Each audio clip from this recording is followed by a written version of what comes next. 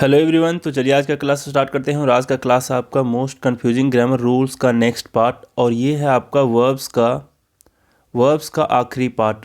और इस पार्ट में मैं आपको बहुत अच्छे अच्छे कॉन्सेप्ट बताने वाला हूं और इससे रिलेटेड बहुत सारे क्वेश्चंस पूछे गए हैं एग्जाम्स में। बहुत सारे क्वेश्चन को मैं इंक्लूड भी किया हुआ हूं ताकि आप अच्छे से समझो, और जो मेरी तरफ से खुद का एक एग्जाम्पल हुआ करता है वो भी हुआ करेगा। और एक अनाउंसमेंट भी करनी है मुझे रिगार्डिंग इस बात की कि पहले भी मैं ग्रुप में बता चुका हूँ और स्टेटस भी लगाया था व्हाट्सएप पे कि भाई मैं बीच में कुछ दिनों के लिए बिजी रहने वाला हूँ। और इसके पीछे का जो वजह है वो ये है कि मुझे चेन्नई जाना पड़ रहा है और इसी 15 दिन के अंदर ही मुझे जाने हैं वहाँ पे चेन्नई। और इसमें भी मैं काफ़ी बिजी रहूँगा, तो आप समझ सकते हो ट्रैवलिंग करना। और फ्लाइट से मैं जा नहीं रहा, मैं जा रहा हूँ ट्रेन से। तो ट्रेन से जाना थोड़ा सा टाइम टेकिंग होता है, पता ही है चेन्नई बहुत दूर है हमारे नॉर्थ इंडिया से, तो इसमें भी टाइम लग सकता है। और जब मैं रात में स्टे करूँगा कहीं पे होटल वगैरह में या फिर कहीं भी फ्रेंड के यहाँ, तो वहाँ पे कोशिश होगी मेरी कि मैं आप लोगों के लिए वीडियो बनाऊँ, छोटी छोटी ही बनाऊँ पर बनाऊँ ज़रूर। दूसरी बात यह है कि इस 15 दिन के दरमियान मुझे नए शहर में भी शिफ्ट करने हैं, तो उसमें भी टाइम लगेगा मुझे। तो पहले भी बता चुका था और फिर बता रहा हूँ। ऐसा मत समझना कि सर आप गुस्से में हो, अभी तक आप गुस्से में हो और आप इसलिए छोड़ रहे हो वीडियो बनाने, ऐसी बात नहीं है।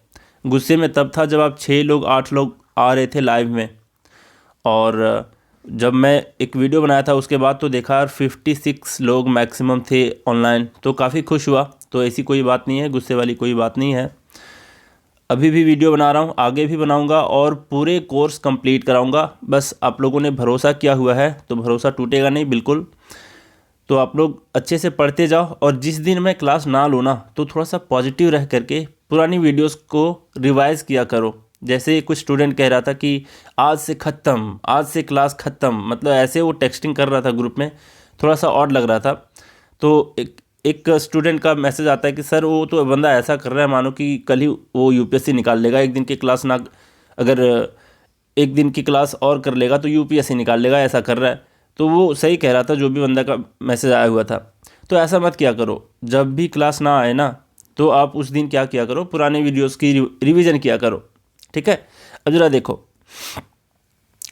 यहाँ पर जो लोग नए हैं उनको मैं बता दूं कि टेलीग्राम अगर आप यूज़ करते हो तो टेलीग्राम पे सर्च करना है त्रिगीतम, आपको देखने को मिल जाएगा त्रिगीतम 4am क्लब, और यहाँ पर ज्वाइन हो सकते हो। 2 ग्रुप मिलेंगे, ये भी मिल सकता है इस नाम से भी, तो दोनों भी ज्वाइन कर सकते हो।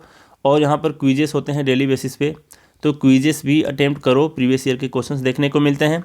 ये व्हाट्सअप नंबर इसलिए दिया हूँ क्योंकि मैं इसमें एक ग्रुप है और प्लस मैं लोगों को पर्सनल गाइडेंस देता हूँ practice batch with task and test के नाम से। इसमें क्या होता है कि मैं आपको टास्क देता हूँ, टास्क को कंप्लीट करने होते हैं और उसी में से टेस्ट भी देना होता है, ऑनलाइन टेस्ट उसी टास्क में से, कोई बाहर से क्वेश्चन नहीं रहता।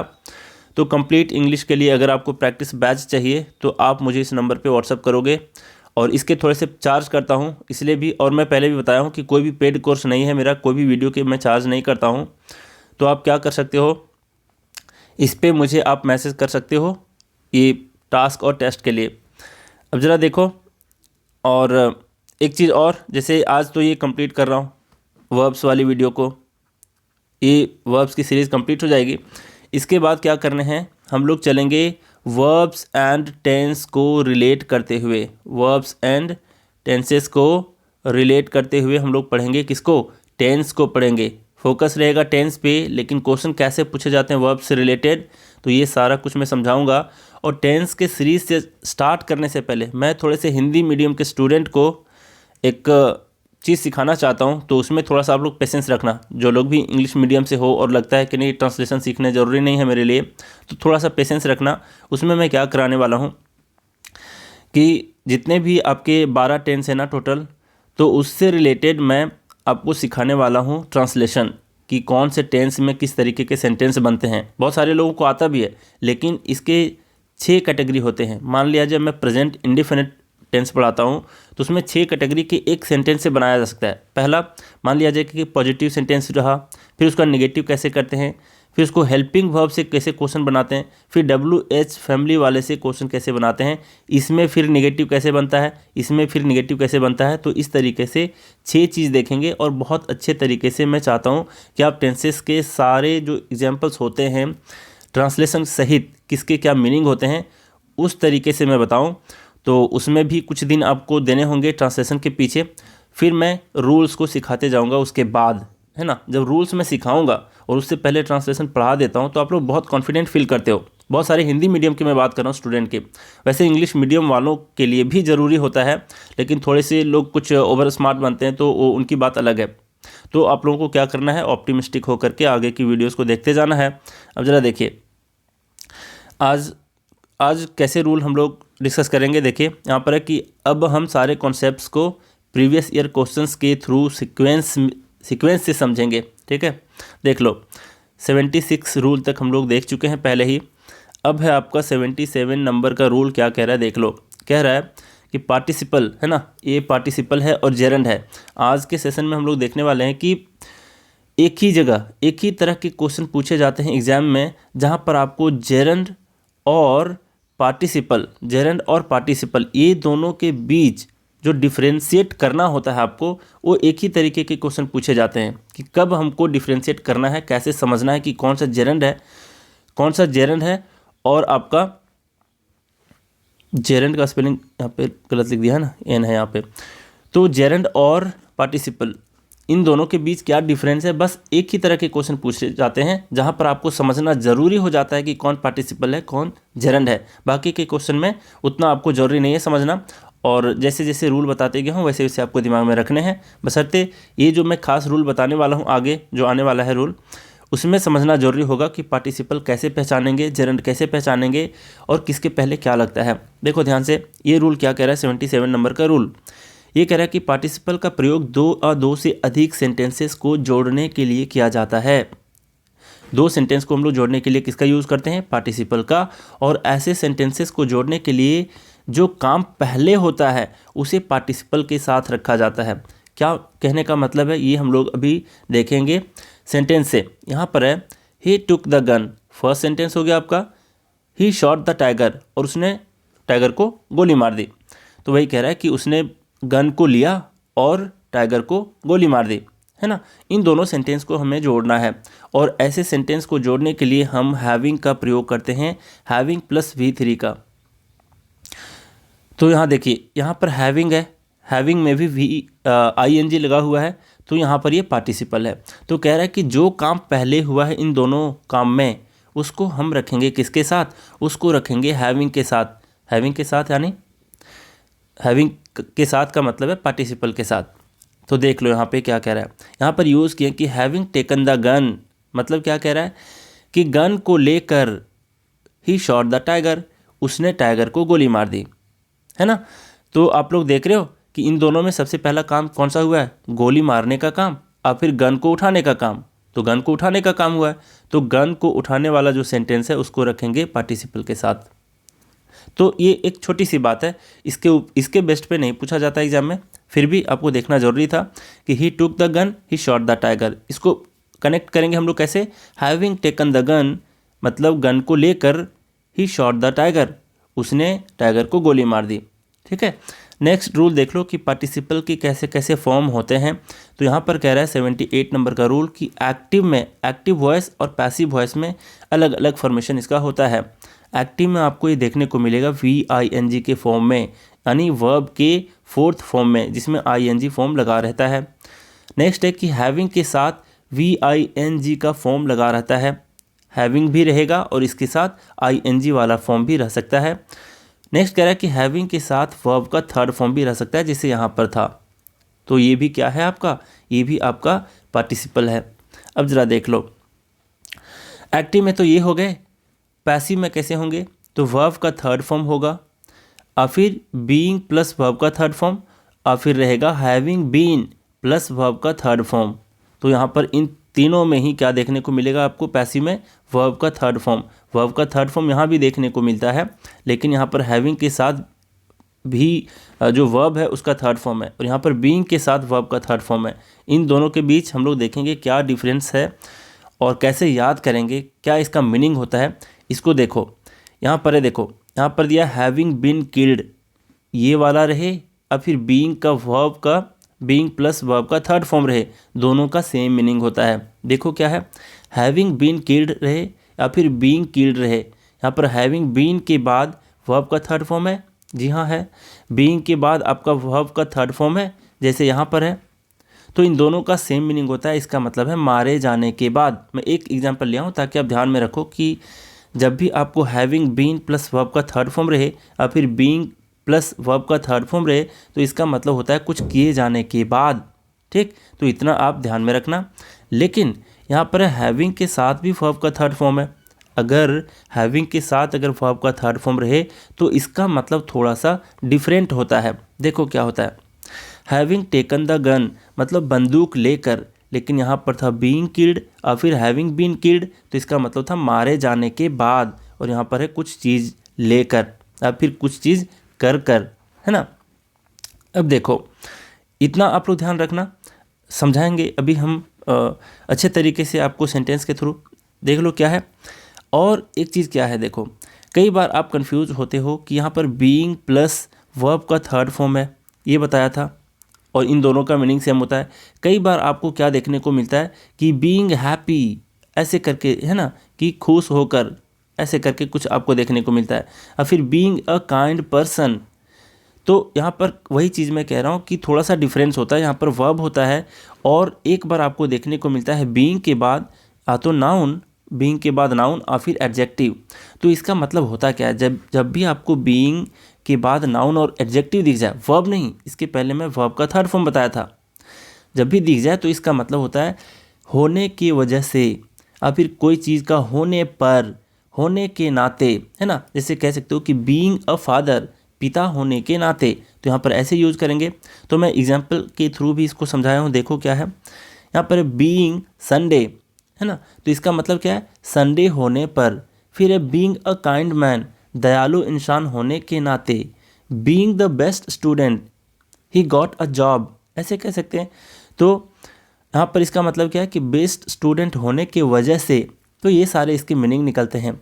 लेकिन यहाँ पर बीइंग के साथ आपका क्या था, बीइंग के साथ आपका वर्ब का थर्ड फॉर्म था, ये देख लो ऊपर। तो इसका मतलब क्या बताया था कि जब भी ऐसे रहे बीइंग प्लस वर्ब का थर्ड फॉर्म, तो इसका मतलब है मारे जाने के बाद या फिर कुछ किए जाने के बाद। लेकिन यहाँ पर बीइंग प्लस नाउन और एडजेक्टिव रहे तो इसका सेंस निकलता है होने के वजह से, होने पर या फिर होने के नाते। ये सारे एग्जाम्पल्स लिया हूँ। अब जरा हम लोग समझेंगे सेंटेंस के थ्रू। देख लो, ये प्रीवियस ईयर के क्वेश्चन है, किस एग्जाम में है ये लिख दिया हूँ। इसमें तो इसमें देखो, इसमें एग्जाम का नाम भूल गया। ये देखो, ये बैंक पीओ में पूछा गया क्वेश्चन है। यहाँ पर क्या है, देखो ध्यान से। यहाँ पर विदाउट टेकिंग प्रॉपर केयर मतलब बिना सही तरीके से केयर लिए बिना the doctors could not have been saved, मतलब डॉक्टर को बचाए नहीं जा सके। दिस पेशेंट, यह पेशेंट, तो थोड़ा सा मीनिंग गड़बड़ लग रहा है ना। यहाँ पर कह रहा है कि डॉक्टर को नहीं बचाए जा सके, लेकिन ऐसा थोड़े है कि सेंटेंस कहना चाह रहा है कि डॉक्टर्स नहीं बचा सके किसको, इस पेशेंट को। इस पेशेंट को डॉक्टर नहीं बचा सके। तो यहाँ पर क्या होना चाहिए, ये सेंटेंस दे रखा है पैसिव में, लेकिन कहना चाह रहा है एक्टिव में। एक्टिव पैसिव में हम लोग डिटेल समझेंगे जब उस चैप्टर के थ्रू हम लोग गो थ्रू होंगे, मतलब एक्टिव पैसिव जब मैं पढ़ाऊँगा तब। लेकिन यहाँ पर ये बताया है कि डॉक्टर को नहीं बचाया जा सका, जो कि गलत है। तो आपको क्या समझना पड़ेगा कि भाई ये सेंटेंस होना चाहिए आपका किस में, ये सेंटेंस होना चाहिए आपका एक्टिव में। आगे नहीं भी पढ़ो तो चलेगा, है ना। क्यों, क्योंकि यहीं से समझ आ रहा है कि ये कह रहा है कि डॉक्टर को नहीं बचाया जा सका, इस पेशेंट, तो थोड़ा सा मीनिंग ही गड़बड़ हो रहा है। तो यहाँ पर क्या होना चाहिए, वह कहना चाह रहा है कि डॉक्टर नहीं बचा सके इस पेशेंट को। तो यहाँ होगा doctors could not have saved, तो यहाँ से बीन को हटाना पड़ेगा। अगर बीन है तो ये शो कर रहा है कि ये पैसिव वॉइस में है, लेकिन बीन को अगर हटा दिए तो एक्टिव वॉइस में बन जाएगा, इसलिए यहाँ से बीन को हटाना पड़ेगा आपको। ठीक, तो एक तरह का क्वेश्चन था ये, प्रीवियस ईयर में पूछा गया क्वेश्चन। अब इसी तरीके से है यहाँ पे, ध्यान से समझना, इसमें आपको मीनिंग क्लियर करूँगा मैं। यहाँ पर कह रहा है having deprived from their homes in the recent earthquake they had no other option than to take shelter in a school. कह रहा है हैविंग डिप्राइव्ड, तो अभी अभी मैं बताया कि हैविंग प्लस वर्ब का थर्ड फॉर्म रहे तो उसका मतलब होता है कुछ होकर, कुछ करने, कर, है ना, ऐसा मैं बताया था। लेकिन अगर बीच में बीन आ जाए, हैविंग बीन वर्ब का थर्ड फॉर्म, तो इसका मतलब होता है कुछ किए जाने के बाद, जो यहाँ पर मैं समझाया हूँ। यहाँ पर है देखो, दोनों से रिलेट करते हुए समझो कि किसका क्या सेंस निकल रहा है, मीनिंग निकल रहा है। नहीं समझोगे अगर इसमें, तो आगे के सेंटेंस में तो पक्का ही समझ जाने वाले हो कि किसका क्या मीनिंग होता है, सटीक मीनिंग क्या होता है। देखो ये बोला हैविंग डिप्राइव्ड, इसका मतलब क्या है कि वंचित होकर, डिप्राइव्ड का मतलब कमी होकर, कम होकर या फिर वंचित होकर, तो कह रहा है वंचित होकर, उसके घरों से वंचित होकर, फिलहाल के जो अर्थक्वेक हुए थे उसमें उसने क्या किया, उसके पास कोई दूसरा चारा नहीं था क्या करने का, सिवाय कि वो स्कूल में क्या करे, शेल्टर ले, शरण ले।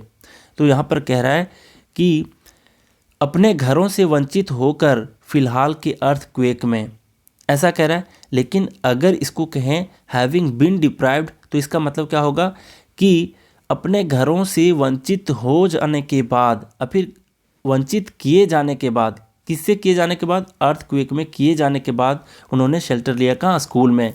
तो अगर आप ध्यान से समझोगे इसको तो आपको खुद ब खुद लगेगा कि यहाँ पर पैसिव होना चाहिए। क्यों? क्योंकि ये रिसेंट अर्थक्वेक की बात कह रहा है कि रिसेंट अर्थक्वेक के वजह से जो वे वंचित हुए थे अपने घरों से, उसके बाद की घटना के बारे में बता रहा है ये। तो के बाद वाला जो सेंटेंस, इसका सेंस आ रहा है, इसलिए यहाँ पर क्या होना चाहिए, हैविंग के बाद बीन आना चाहिए, ना कि हैविंग डिप्राइव्ड। तो अगर आप लोग नहीं कैच कर पा रहे हो कि कहाँ पर एक्टिव होना चाहिए, कहाँ पर पैसिव होना चाहिए, तो आप क्या कर सकते हो, इसका सेंस पकड़ने की कोशिश कर सकते हो। वैसे बहुत सारे वर्ब्स होते हैं, इन ट्रांजिटिव, ट्रांजिटिव ऐसे करके होता है, तो उतना आपको डिटेल में नहीं जाना उतना, वरना आप बहुत ज़्यादा कॉम्प्लेक्स कर दोगे इस पूरे चैप्टर को, जैसे बुक में किया रहता है। तो मैं उतना डिटेल नहीं जाना चाहता, आपको पीएचडी अभी करा नहीं रहा, एग्ज़ाम ओरिएंटेड तैयारी करवा रहा हूँ, ठीक है। तो इस तरीके से आपको समझने की कोशिश करनी होगी इस मीनिंग के थ्रू, कहाँ पर होता है किए जाने के बाद, है ना, कुछ करने के बाद। तो यहाँ पर के बाद शरण लिया हुआ है, तो आपको समझना होगा यहाँ पर मीनिंग के थ्रू। नहीं समझे अगर इस सेंटेंस को, तो पक्का ही इस अगले वाले सेंटेंस में समझ जाओगे। अगर आप रिपीट करके देखोगे जितनी भी मैं बातों को बताया हूँ अभी अभी, और फोकस के साथ अगर सुनोगे, तो आपको समझ आ जाएंगी बातें कि कहाँ पर क्या कहने का मतलब है। हाँ, अब ज़रा देखते हैं नेक्स्ट, काफ़ी अच्छे से समझ जाओगे कि क्या कहने का मतलब है। जैसे यहाँ पर कुछ कुछ होकर या फिर कुछ करने के बाद, क्या दोनों में फ़र्क है, इस सेंटेंस में पक्का समझ जाओगे। देखो क्या, और एक्टिव पैसिव कैसे लग रहा है वो भी समझ जाओगे। यहाँ पर है having deserted bye her husband, तो बाय वाला लगता है, तो वो कहाँ लगता है, वो लगता है पैसिव वॉइस में, ये भी जानते हो। और उसके पहले क्या लगता है पैसिव वॉइस में, वैसे भी आपको पता है कि वर्ब का थर्ड फॉर्म अक्सर लगता है। तो यहाँ बोला हैविंग डेजर्टेड, तो इसका मतलब क्या है कि छोड़कर, बाय हर हस्बैंड, अपने पति से छोड़कर। ऐसे सेंटेंस थोड़े होता है, या तो होता है हैविंग, मतलब इसको कह सकते हैं कि पति को छोड़कर, ऐसा होता है, और फिर पति के छोड़े जाने के बाद ऐसा हो सकता है। लेकिन यहाँ कह रहा है कि छोड़कर, बाय हर हस्बैंड, अपने पति के द्वारा छोड़कर। तो ये सेंटेंस का जो सेंस निकल रहा है वही गलत निकल रहा है। शी कमिटेड सुसाइड, उसने सुसाइड कमिट कर लिया। तो यहाँ पर क्या होना चाहिए, यहाँ पर इसका मीनिंग थोड़ा सा गड़बड़ निकल रहा है। अगर इस यहाँ पर हम लोग बिठा के देखते हैं हैविंग बीन डेजर्टेड, तो इसका मतलब होगा छोड़े जाने के बाद, किसके द्वारा, पति के छोड़े जाने के बाद शी कमिटेड सुसाइड। बात समझ में आई? तो यहाँ पर साफ क्लियर है कि हैविंग डेजर्टेड के होने के बजाय यहाँ पर होना चाहिए हैविंग बीन डेजर्टेड। ठीक है, आप मुझे बताओगे क्या, एक सेंटेंस आप मुझे कुछ कमेंट में बताओगे, आंसर दोगे। एक डेजर्ट का मतलब होता है स्वीट, एक तरह का मिठाई, और एक डेजर्ट का मतलब होता है रेगिस्तान, और आपका एक डेजर्ट का मतलब होता है किसी को छोड़ देना, अबेंडन कर देना। तो आप तीनों के बीच मुझे स्पेलिंग बताओगे, कहाँ पे, कमेंट में बताओगे। ठीक, तो यहाँ पर समझ आ गई ना बात कि कहाँ पर क्या किए जाने के बाद होता है, क्या होकर ऐसा सेंस देता है, बिल्कुल नहीं भूलोगे। तो यहाँ पर क्या होना चाहिए आपका, हैविंग बीन डेजर्टेड, तो ये पैसिव में होना चाहिए था, बाय हर हस्बैंड। समझ गए होगे। अब जो मैं आपको फर्स्ट वीडियो जब मैं ला रहा था आर्टिकल का, उसमें रूल नंबर 13 तक मैं पढ़ाया था, मुझे याद है। और 14 के बाद मैं बोला था कि कुछ ऐसा रूल बताने वाला हूँ जो बहुत ज़्यादा अहम है और बहुत सारे एग्ज़ाम में पूछे जाते हैं और आप अक्सर कंफ्यूज कर जाते हो, जिसके बारे में मैं 2 स्टूडेंट का नाम भी लिया था कि कैसे टेलीग्राम के ग्रुप में जब क्विज़ करवा रही थी वहाँ की एडमिन, तो कैसे किसी ने क्वेश्चन पूछा था तो उसमें समझने में क्या मुश्किल हुआ था और किस तरीके से एग्ज़ाम में पूछे जाते हैं, वो क्वेश्चन आ गया है अभी और वही रूल आज मैं बताने वाला हूँ। अच्छे से बताऊँगा, इतने अच्छे से बताऊँगा कभी भूलोगे नहीं। लेकिन आपका एक जो कर्म होना चाहिए वो क्या होना चाहिए, रिवीजन का कर्म। तो रिवीजन आपको छोड़ने नहीं है, सत्य में सारा कुछ बताने की कोशिश करूँगा, देख लो क्या कह रहा है।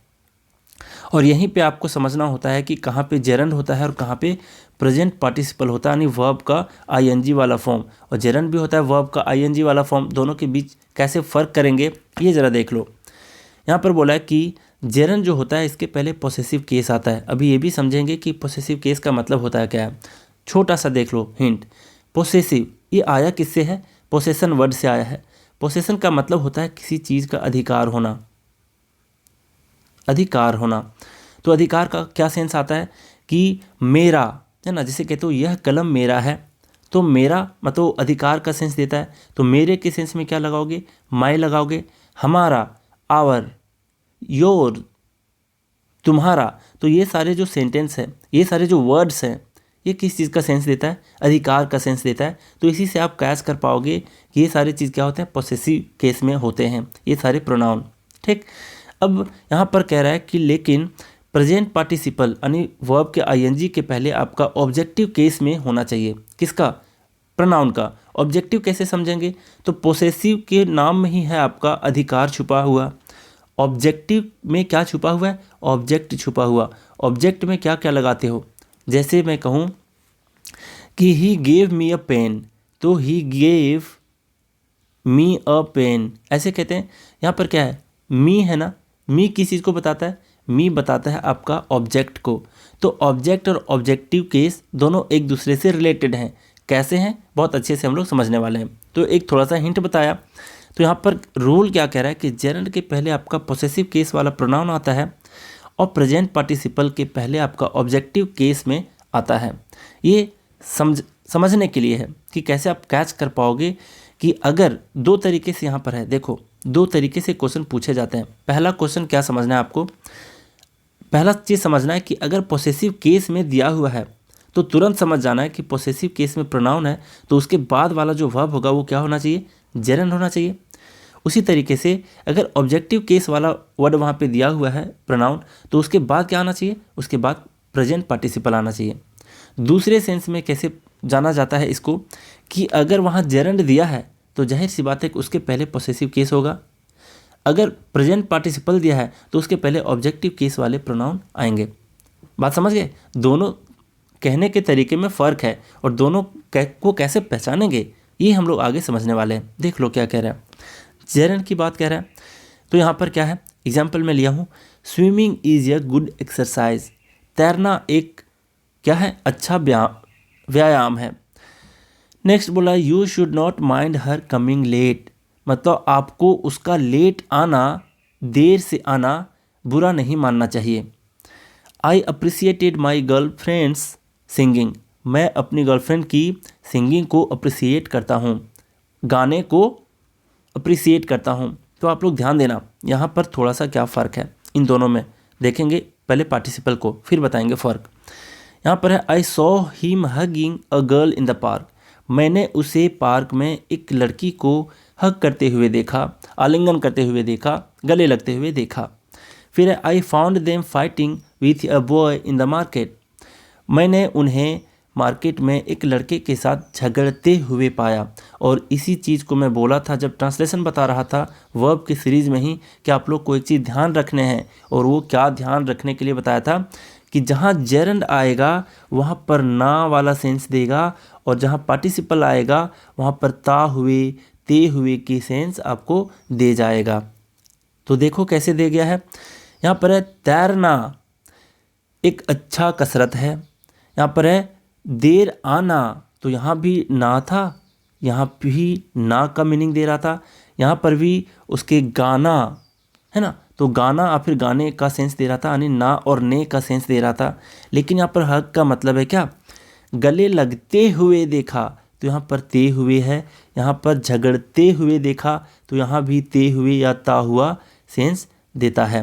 तो यही दोनों में फ़र्क है, इस चीज़ को ध्यान रखोगे अगर, तो आप कभी इस टाइप के क्वेश्चन में मिस्टेक नहीं करोगे, जो क्वेश्चन को मैं लिया हुआ हूँ आगे और समझाने वाला हूँ कि कैसे प्रीवियस ईयर में पूछे गए हैं और कैसे पूछेंगे।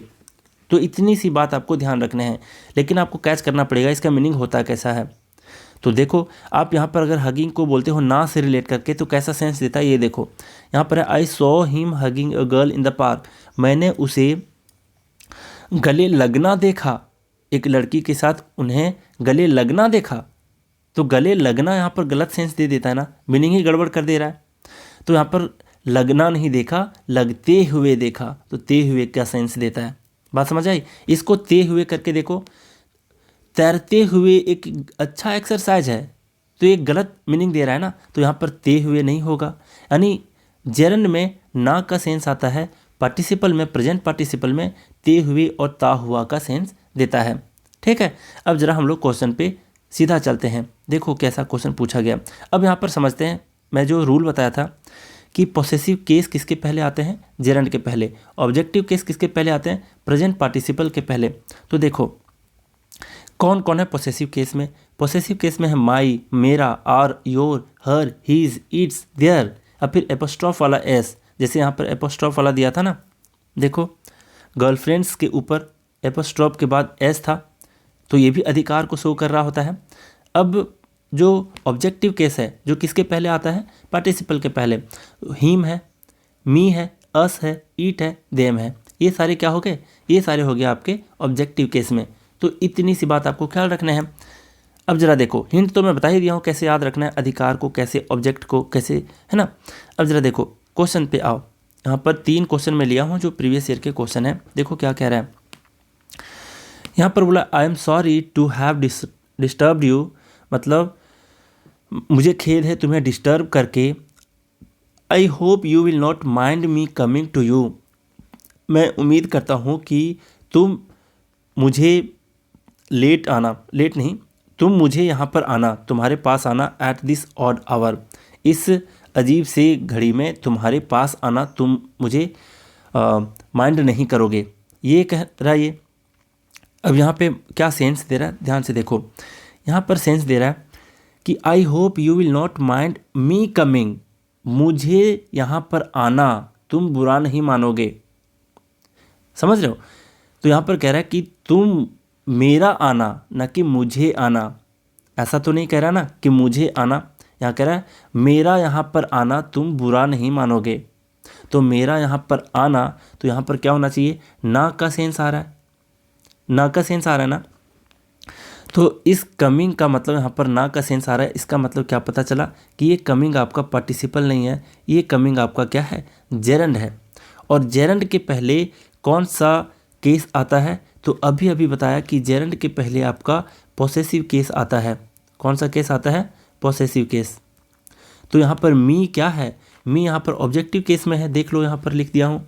तो यहाँ पर क्या होना चाहिए, मी नहीं होना चाहिए, माई होना चाहिए। कैसे पकड़े, इस सेंटेंस के सेंस से, इस सेंटेंस के मीनिंग से। वो कहना चाह रहा था कि मेरा यहाँ पर आना तुम बुरा नहीं मानोगे, तो मेरा आना, आना आनी जेरंड, जेरंड आनी, उसके पहले कौन सा केस आना चाहिए, माई वाला केस आना चाहिए, यानी पॉसेसिव केस आना चाहिए। इसलिए यहाँ पर मी नहीं होगा, यहाँ पर क्या होना चाहिए, माई होना चाहिए।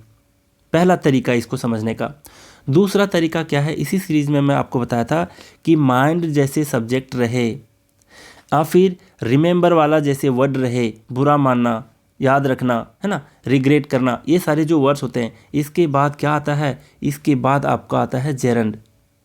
तो पहला तो मैं समझाया था अभी अभी कि जेरंड जो है, जेरंड के पहले कैसे समझेंगे कि वो जेरंड है, जब उसके पहले पॉसेसिव केस लगा है, पहला तरीका। दूसरा तरीका क्या, कि माइंड के बाद आपका क्या आना चाहिए, जो भी वर्ब आता है वो जेरंड में होता है, ये तो पहले समझा दिया था। तो माइंड देखते ही आपके दिमाग में आना चाहिए था कि कमिंग क्या होगा, जेरंड, और जेरंड के पहले कौन सा ऑब्जेक्टिव केस आना चाहिए, आप पॉसेसिव, तो वो होना चाहिए आपका पॉसेसिव केस, जो कि यहाँ दिया नहीं है, ये ऑब्जेक्टिव में दे रखा है। तो इसलिए ये गलत क्या होगा, मी गलत है, यहाँ होना क्या चाहिए, माई होना चाहिए। समझ में आ रही है ना बातें? नहीं समझ में आ रही है, वीडियो को दोबारा आप लोग रिवाइज करके देखना, बहुत अच्छे से समझ में आ जाने हैं। देखो यहाँ पर दो तरीका बताया कि कैसे समझेंगे जेरंड है। पहला तरीका, अगर माइंड लिखा है तो इसके बाद जेरंड ही होना चाहिए। दूसरा तरीका, ये ना वाला सेंस दे रहा है, मेरा आना, ना कि मेरा आते हुए का सेंस देता अगर, तो यहाँ पर क्या हो जाता, यहाँ पर मी करेक्ट हो जाता। लेकिन यहाँ पर अगर ते हुए के सेंस में अगर पढ़ोगे कि मेरा यहाँ आते हुए बुरा मत मानना, है ना, तो वो तो गलत दे दिया है ना, ते हुए का सेंस गलत दे रहा है। मतलब ये कहना चाह रहा मेरा यहाँ पर आना, तो ना का सेंस दे रहा है। उस तरीके से भी समझ गए कि यहाँ पर कमिंग क्या है, जेरंड है। और जेरंड के पहले क्या आना चाहिए, पॉसेसिव केस में होना चाहिए। जो मी नहीं होगा, पॉसेसिव केस माई होगा, तो यहाँ पर माई होना चाहिए। मुझे लगता है इससे बेहतर तरीका इसको समझने का कुछ नहीं है। नहीं समझ पाए, वीडियो को दोबारा देखना। देखो नेक्स्ट क्वेश्चन में देखो क्या कह रहा है। यहाँ पर कह रहा है रेड में माइंड को इसलिए किया हूँ ताकि आप कैच कर पाओ कि माइंड के बाद भी मैं बताया था एक कॉन्सेप्ट कि क्या आता है, जेरंड आता है, और जेरंड के पहले पॉसेसिव केस आता है, इसलिए मी गलत है, माई होना चाहिए। यहाँ पर फिर है आई विल ऑलवेज रिमेंबर, मैं हमेशा याद रखूँगा, यू स्टैंडिंग बाय मी, तुम्हें मेरे साथ खड़ा होना, है ना, तुम्हें मेरे साथ सपोर्ट में खड़ा होना। स्टैंड बाय का मतलब होता है सपोर्ट में खड़ा रहना। And offering me N encouragement, और मेरे साथ खड़ा रहना और क्या ऑफ़र करना, एक एनकरेजमेंट ऑफ़र करना, ये मैं हमेशा याद रखूँगा, ये कहना चाह रहा है ये। अब देखो क्या यहाँ पर गलत है। यहाँ पर सबसे पहले आपको समझना होगा कि एक सीधा स्ट्राइक करना चाहिए था आपके दिमाग में कि रिमेंबर है, तो रिमेंबर वाले कॉन्सेप्ट में मैं बता चुका हूँ कि इसके बाद जो भी आता है वर्ब, वो होता है क्या, जेरंड। ठीक है, तो इससे भी कैच कर पाए कि यहाँ पर जेरंड है, और जेरंड के पहले क्या होना चाहिए, पॉसेसिव केस होना चाहिए, जो कि यू आपका क्या है, यू के लिए पॉसेसिव केस योर होना चाहिए। तो यहाँ पर क्या होना चाहिए, योर, पहला तरीका। और दूसरा तरीका क्या है, यहाँ पर यह है कि मैं हमेशा याद रखूँगा तुम्हारा मेरे साथ खड़ा रहना। बात समझ रहे हो, तुम्हारा मेरे साथ सपोर्ट में खड़ा रहना, तो ना का सेंस दे रहा है ये स्टैंडिंग, तो जाहिर सी बात है कि ना का सेंस दे तो ये जेरंड होना चाहिए। और जेरंड के पहले क्या होना चाहिए, पॉसेसिव केस, जो कि यू दिया है, जो कि गलत है। यहाँ पर योर होना चाहिए पॉसेसिव केस। ठीक है, तो यहाँ पर योर होना चाहिए। तो दोनों तरीके से आप समझे, मीनिंग के सेंस में और रिमेंबर के सेंस में कैच कर पाए कि ये क्या था, स्टैंडिंग, ये था आपका जेरंड था। ठीक है, और जेरंड के पहले पॉसेसिव केस आना चाहिए था। अब जरा देखो इसको ते हुए करके पढ़ करके जरा देखो कि मैं तुम्हें याद रखूँगा मेरे साथ खड़े रहते हुए, ये तो गलत सेंस दे रहा है, मीनिंग दे रहा है ना, गड़बड़ दे रहा है, यानी ते हुए के सेंस यहाँ पर गलत है। यहाँ पर होना चाहिए तुम्हारा मेरे साथ खड़ा रहना, मैं याद रखूँगा, है ना। तो ना का सेंस यहाँ पर ज़्यादा सही है, ना कि ते का। तो इसलिए ये जेरंड है, और जेरंड के पहले क्या आना चाहिए, योर आना चाहिए, ना कि यू आना चाहिए। योर है पॉसेसिव केस में। तो इतनी सी बात थी, समझ गए। थर्ड रूल देख लो, थर्ड यहाँ पर एग्जाम्पल जो लिया हूँ, रूल नहीं एग्जाम्पल। यहाँ दिया when I arrived at the gate of his house I found his locking up the door. यहाँ पर क्या कह रहा है देखो, कह रहा है कि व्हेन आई अराइव्ड, जब मैं पहुँचा, कहाँ पर, उसके घर के दरवाजे पर। आई found his locking up the door, मैंने उसे घर को लॉक करते हुए पाया, या फिर लॉक करना पाया। देखो जरा आप ही बताओ कैसा सेंस दे रहा है कि मैंने उसे लॉक करना हुआ पाया, अब फिर लॉक करते हुए पाया। तो ना का सेंस यहाँ पर लोगे तो ये गलत हो रहा है ना। किसी को आप कैसे पाते हो, दरवाज़ा लॉक करते हुए देखा, अब फिर उसे लॉक करते हुए पाया, तो ते हुए का सेंस दे रहा है ना यहाँ पे। तो ते हुए का सेंस दे रहा है, तो जाहिर सी बात है कि लॉकिंग अप जो दिया है, लॉकिंग, तो ये वाला वर्ड क्या होना चाहिए, पार्टिसिपल होना चाहिए, ना कि जेरंड होना चाहिए। समझ गए। तो ते हुए का सेंस दे रहा है, तो इससे समझ जाएंगे कि लॉकिंग जो है वो क्या है, ये है आपका पार्टिसिपल, ना कि जेरंड। और पार्टिसिपल के पहले ऑब्जेक्टिव केस आता है, जो अभी अभी रूल में मैं आपको बताया। तो इसके पहले चेक करो कि कौन सा प्रोनाउन है और यहाँ पर कौन सा केस है और किस केस में है। तो यहाँ पर हीज़ है, हीज़ आपका कौन सा केस में है, हीज़ आपका देखोगे तो ये आ रहा है ऊपर में, देखो ये पॉसेसिव केस में है। लेकिन अभी बताया कि ते हुए का सेंस जो वर्ब देता है वो होता है पार्टिसिपल, और पार्टिसिपल के पहले पॉसेसिव केस नहीं ऑब्जेक्टिव केस आता है, और ऑब्जेक्टिव केस हीज़ नहीं होगा, इसके जगह पर हिम होगा, है ना। मैंने उन्हें घर को दरवाजे को लॉक करते हुए पाया, तो हीज़ नहीं होगा, हिम होगा यहाँ पर। क्या फ़र्क है दोनों में, ये आप बहुत अच्छे तरीके से समझ गए। मुझे नहीं लगता है कि इससे बेहतर कोई समझा सके और इससे बेहतर कोई तरीका भी है। दोनों तरीके को मैं बता दिया आपको समझना है, रिवाइज करके देखना। ये तीनों अगर सेंटेंस आप याद भी कर लेते हो ना कि इस फॉर्मेट में पूछा जाता है एग्ज़ाम में, तो मुझे लगता है कि इस तरीके से क्वेश्चन जब भी पूछा जाए आप कभी मिस्टेक नहीं करोगे। बस इस तीनों को ध्यान में रखना सेंटेंस को, और इसी बेस्ड पर, इसी कॉन्सेप्ट के बेस्ड पर सेंटेंस क्या करेगा, थोड़ा सेंटेंस का मीनिंग अलग दिया रहेगा लेकिन कॉन्सेप्ट सेम रहेगा। अगर आप इन तीनों को ध्यान में रखते हो तो एग्ज़ाम में कभी मिस नहीं करोगे इस तरीके के क्वेश्चन को, ठीक है। अब ज़रा बात करते हैं नेक्स्ट रूल के बारे में। अब ये वीडियो में पढ़ा रहा हूँ, क्लासरूम तो है नहीं आपका ऑफलाइन जो कि मैं बार बार चीज़ों को रिवाइज करूँ। आप वीडियो को बार बार बाद में भी देख सकते हो अपलोड होने